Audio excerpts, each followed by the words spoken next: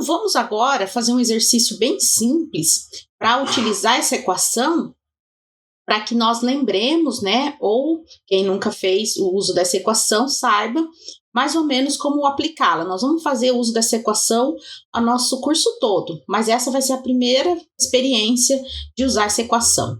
Então, esse é um exercício que tem no Moran e Shapiro, é o exemplo 4.3, e ele trata de um bocal.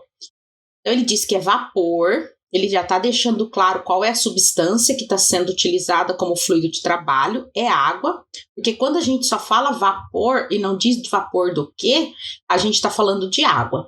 Então, vapor entra em um bocal que opera em regime permanente. Aqui o exercício também já deu uma outra informação de que a variação de energia com o tempo vai ser zero, porque nós estamos num processo em regime permanente, a 40 bar, 400 graus Celsius e 10 metros por segundo. Então, ele deu 3 variáveis iniciais do processo. Esse vapor está a 40 bar, a 400 graus Celsius e escoando a 10 metros por segundo. Ter a temperatura e a pressão são muito importantes para a gente olhar todas as outras propriedades termodinâmicas numa tabela de vapor. Então, essa dificuldade, né, de ter essas variáveis nós não temos. Nós já sabemos quais são as condições iniciais do vapor que está entrando nesse bocal. O escoamento se dá sem transferência de calor, então é um processo adiabático, porque não está permitindo transferência de calor, e sem nenhuma alteração significativa da energia potencial. Ou seja, o termo de variação de energia potencial vai poder ser desprezado. São essas informações que a gente tem que ir tirando num exercício quando a gente vai lendo. Na saída do fluido, o vapor, né, que é a água, se ele mudou de fase, mas nesse caso talvez muito provavelmente não, se encontra a 15 bar, 665 metros por segundo. Nesse ponto ele não deu a temperatura, ele só deu a pressão. Considerando a vazão máxima de 2 kg por segundo, uma vazão constante, né, porque o escoamento está em regime permanente, determine a área do bocal. Então, vamos lá. Primeira coisa, antes de pensar em tudo isso, a gente tem que entender o que é um bocal, tem que lembrar disso. A gente falou aqui já que bocal não é o nosso objeto de estudo principal, né? Na mecânica eles dão muito mais valor a isso, porque bocal geralmente é uma das partes de uma construção de uma turbina ou de um compressor. Tanto o bocal como o difusor tem bem mais relevância na mecânica do que para nós engenheiros químicos. Mas a gente também pode se utilizar de um bocal e de um difusor juntos para fazer, por exemplo, uma medida de vazão. A gente pode pensar que vão ter tubulações que vão ter redução da área de seção transversal e que a gente precisa saber calcular. Então, também tem sua utilidade. Então, qual é a função de um bocal? O bocal, ele vai... Olha só como que está lá. A pressão 1 é maior do que a pressão 2. Então, na entrada do bocal, eu tenho que ter maior pressão do que na saída. Por quê? Porque ele usa a energia que está sendo utilizada para pressão para aumentar a velocidade. Então, essa é a função. Quando eu diminuo a área da seção transversal, a energia que estava na forma de pressão desse fluido vai ser convertido em energia na forma de energia cinética. Então, eu vou sentir a diferença em termos de velocidade. Então, o fluido no ponto 2 tem que ter mais velocidade do que lá no ponto 1. E isso a gente vê pelo enunciado. Ele tinha um escoamento de 10 metros por segundo e ele sai com 665 metros por segundo. Isso de fato aconteceu. A pressão, que era 40 bar, cai para 15 bar. Então, o bocal está fazendo a sua função, ele está querendo só fazer um dimensionamento de qual que são as áreas necessárias para que a gente tenha efetivamente esses resultados que o proponente precisa, né? Então, vamos pensar que a gente está lá numa indústria e o teu chefe fala, ó, aqui a gente vai precisar de mais velocidade, vai precisar cair a pressão para 15 bar. O que você propõe? Você vai propor um bocal com uma área da seção transversal de entrada desse bocal de X e uma área da saída da seção transversal desse bocal de Y. Lembrando que X tem que ser maior que Y. Então, vamos lá para as nossas considerações. O que ele quer? O que o problema está te perguntando? Ele quer saber qual que é a área desse bocal. O que você sabe? Que é um bocal, que esse bocal vai ser o nosso volume de controle. Então, essa linha tracejada que está nesse desenho, nesse esqueminha de bocal, vai ser onde nós estamos analisando, fazendo o nosso balanço de energia. Que esse processo está em regime permanente, ou seja, todas as variáveis não mudam com o tempo, no mesmo ponto. Que não há troca de energia na forma de calor, então é um processo adiabático, que as variações de energia potencial são desprezíveis, então eu vou levar a zero, e que não há produção de trabalho de eixo, porque não está tendo geração de trabalho de nenhuma forma, aí, a não ser a energia cinética, mas essa energia é interna aos fluidos. Quando eu falo de energia de eixo, é como uma turbina, como um compressor precisa, que é uma produção de energia que ou vai ser transformada em energia elétrica ou já é energia elétrica. Então, é uma outra forma de energia. Você pode até dizer, mas a energia cinética pode ser transformada em energia elétrica, que a gente vê isso em hidrelétricas. Sim, mas ela vai ter que passar por uma turbina, e nessa turbina que essa energia cinética vai poder movimentar os eixos para poder transformar essa energia cinética em trabalho de eixo. Não é simplesmente tendo energia cinética. Então, nesse caso, a gente não tem trabalho de eixo. Dito isso, agora a gente precisa saber quais dados a gente já tem. A gente sabe a velocidade inicial, a pressão inicial, a temperatura inicial, a gente não conhece a área da entrada. A gente sabe a velocidade final, a pressão final, a gente não sabe a temperatura final, mas a gente sabe que a vazão, por ser estado estacionário, se manteve constante em 2 kg por segundo. Então, vamos lá para resolver esse exercício. Então, o que nós sabemos? Quais são as equações que podem nos ser úteis?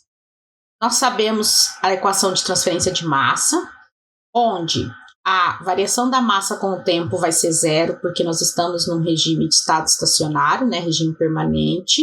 Nós sabemos que a vazão mássica de geração é zero, porque nós não estamos lidando com reação química, não tem geração de massa dentro do bocal. Então, a gente vai ter que a massa da entrada menos a massa da saída é zero, ou seja, a massa da entrada é igual à massa da saída. E nós já sabemos até o valor, porque o enunciado já deu, são 2 kg por segundo.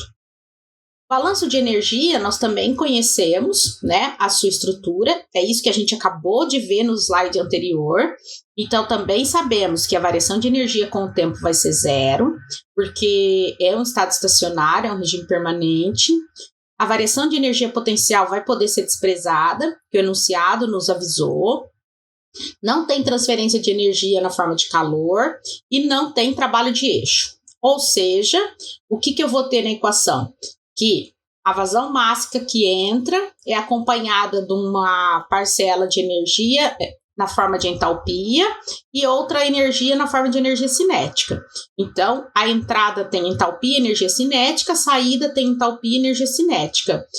Fazendo a massa em evidência, já que a massa da entrada é igual à massa da saída, não chamo mais de M1 nem M2, chamo de M, coloco H1 menos H2, então entrada menos a saída, energia potencial 1 menos energia potencial 2, a entrada menos a saída. Isso é igual a zero. E nem nessa equação, nem nessa, eu tenho nenhuma abordagem sobre a área. E a gente não pode perder de vista que a pergunta foi qual era a área.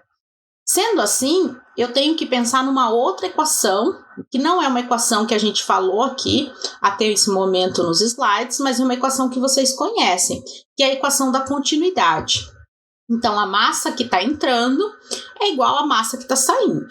Tá? Isso a gente tem pela condição de estado estacionário. O que é massa? Né? Ali é vazão mássica, então é massa pelo tempo.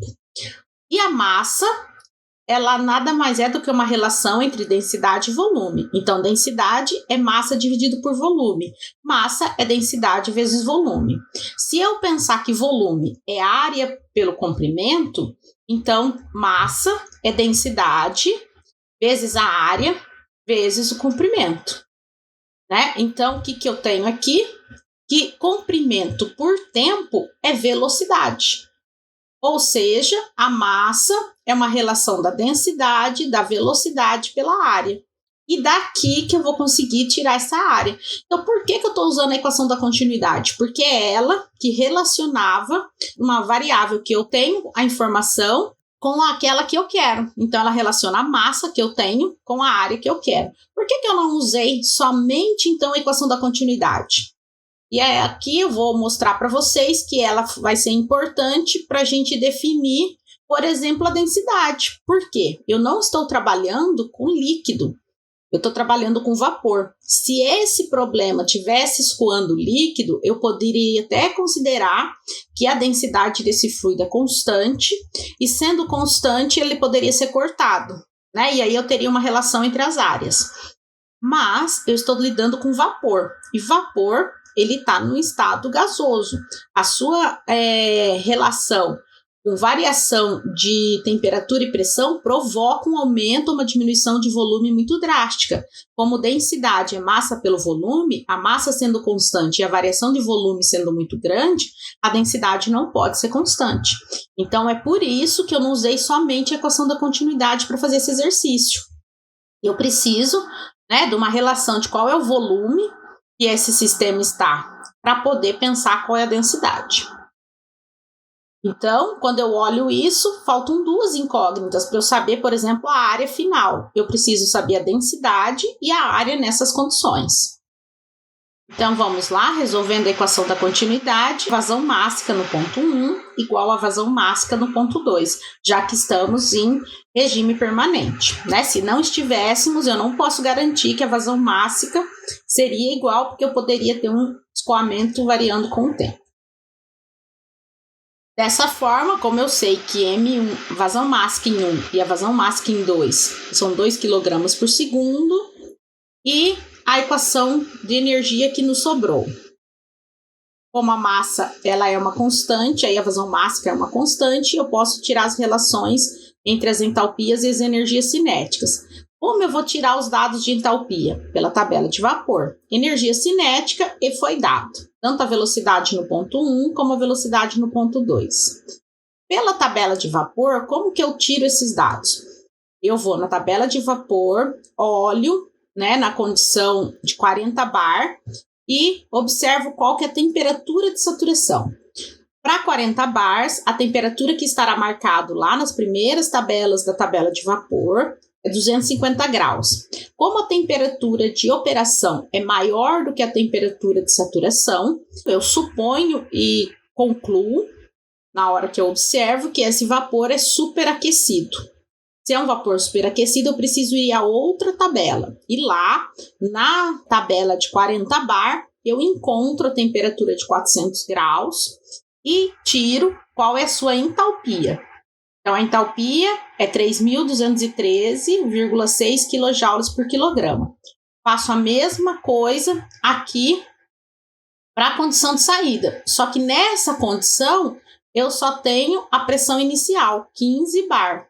Então, como eu vou tirar essa informação se eu preciso de dois dados da tabela para poder analisar qual que é a temperatura, né, qual que é a entalpia? Eu preciso saber de outra propriedade para poder fazer a coleta desse dado na tabela. Bem, a gente sabe que H2 menos H1 é igual à variação de energia cinética em 2 menos a variação de energia cinética em 1. Sabendo isso, quando eu resolvo, e aqui tem uma coisa que a gente precisa observar. Os dados da tabela foram tirados em kJ. Aqui, as variações de energia cinética estão em joule. Então, é muito comum, se eu jogar esse valor aqui, que eu tirei diretamente da tabela, aqui nesse equacionamento, que eu erre. Porque eu não vou perceber que aqui está em kJ e a resposta daqui da energia cinética vai ser em joule. Então, o que eu fiz aqui? Coloquei o quilo como 10 à terceira para eu ter as mesmas unidades dos dois lados da equação.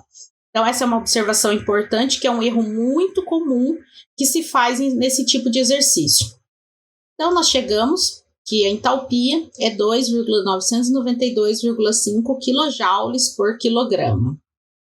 Agora, nós temos duas variáveis para poder olhar na tabela de vapor. Eu sei que a pressão são 15 bar e a entalpia é conhecida. Como que eu vou tirar esse dado? Eu vou na tabela de vapor saturado, olho a 15 bar, qual é a entalpia? Olho a entalpia do líquido, e olho a entalpia do vapor. Se essa entalpia aqui de 2.992 for maior do que a entalpia de vapor, que é o que vai acontecer, então eu concluo que esse fluido tem mais energia do que se ele fosse 100% vapor. E vou para a tabela de vapor superaquecido, a 15 bar, e vou procurar na coluna de entalpia qual que é a entalpia próxima a 2.992,5. Com essa informação, eu consigo tirar, por exemplo, e o que me interessa, o valor do volume específico. Por que eu quero volume específico? Porque se a gente for lembrar, posso calcular a temperatura? Posso, mas não é isso que o exercício está pedindo.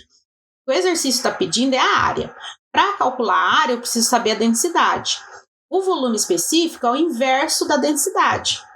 Então, quando eu faço cálculo aqui para saber o volume específico, se eu fizer o cálculo de 1 sobre o volume específico, eu já tenho a densidade no final, a densidade no ponto 2, e é isso que me interessa. Agora sim, com a densidade no ponto 2, eu tenho que a vazão mássica é a densidade pela velocidade pela área. Posso fazer isso no ponto 2, no ponto 1, como ele queria as áreas. Posso oferecer também a área A1. Mas agora eu estou fazendo o cálculo para vocês perceberem como é o valor no ponto 2, a área final. Então, a gente só substituiria valores e chegaria ao valor dessa área de saída do bocal. Agora, pelo desenho do bocal, se a gente for calcular a área no ponto 1, é importante que a gente tenha noção que a área no ponto 1 tem que ser maior do que a área no ponto 2, né? Porque o bocal, ele tem uma redução de área acontecendo para poder converter pressão em velocidade. Então, essa foi uma aplicação de um exercício para que a gente vá se familiarizando com esses equacionamentos. Perceba que nem sempre as equações são colocadas assim de uma única maneira.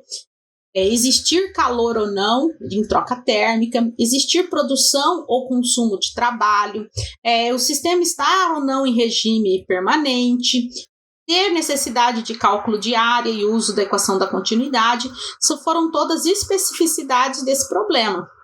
Eu posso fazer um outro problema, totalmente diferente em termos das considerações e que usem exatamente as mesmas equações, mas com outras simplificações. Então, o interessante desse uso é vocês perceberem que cada condição do enunciado nos proporcionou uma simplificação específica na equação. Então, não vai ser todo o problema de bocal que nós vamos resolver exatamente igual. É claro que a maioria dos bocais eu vou considerar diabático, não vai ter trabalho em nenhum deles, mas eu posso ter um bocal, por exemplo, em regime transiente. Eu posso ter um bocal onde está acontecendo, sim, esse fluido está com uma temperatura muito diferente, está acontecendo uma transferência de calor, e eu preciso considerar essa perda térmica. Eu posso considerar algumas coisas diferentes nesse bocal, que a gente não falou nada ainda, que são as perdas, as irreversibilidades.